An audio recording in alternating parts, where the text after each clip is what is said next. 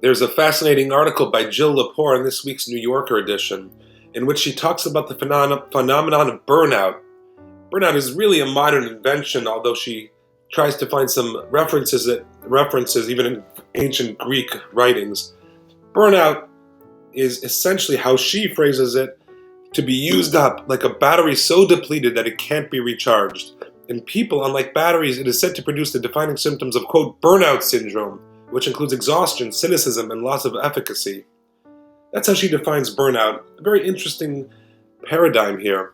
Starts around in the 70s, and now she quoted a study saying that in the US alone in 2020, 3 out of 4 workers in the US complained or admitted to feeling some sense of burnout syndrome, some of these symptoms of exhaustion, cynicism, and loss of efficacy.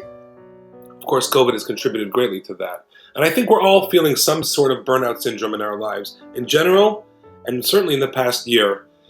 And that's okay, and it can be combated. And she gives a number of suggestions which you can look up yourself.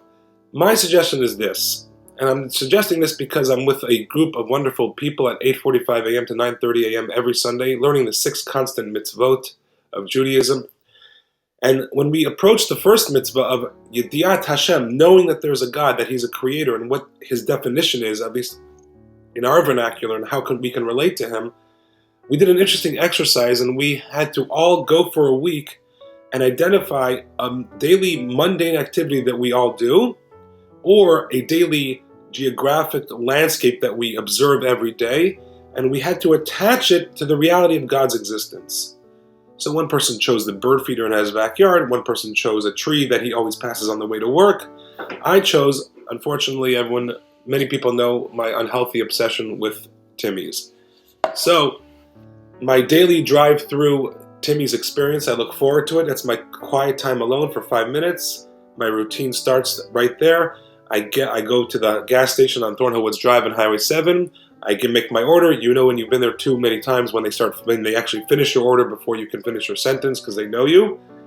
And I said, instead of doing that daily mundane activity, which I don't even think about anymore, why don't I infuse it with as a profound holy experience?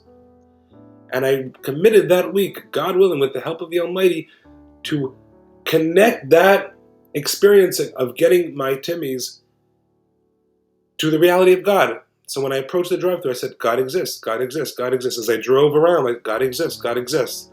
And then as soon as I got my Timmy's, I forgot about God. Well, I made the blessing, I remembered Him, and then I drank my coffee, and that sublime feeling left me a little bit, unfortunately.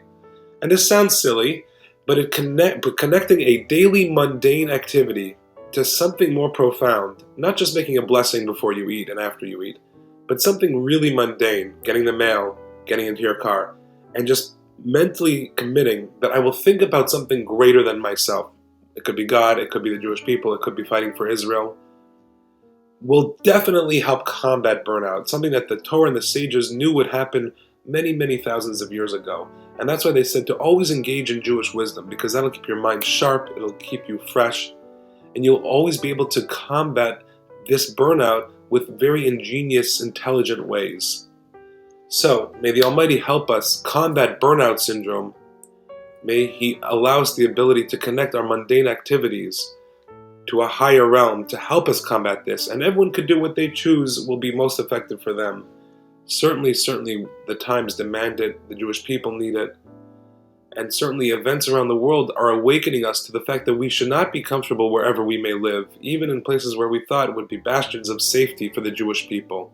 It is upon us individually to look inwards, to raise our level individually and collectively, to stay safe, stay connected, and avoid and combat burnout syndrome. Shabbat Shalom.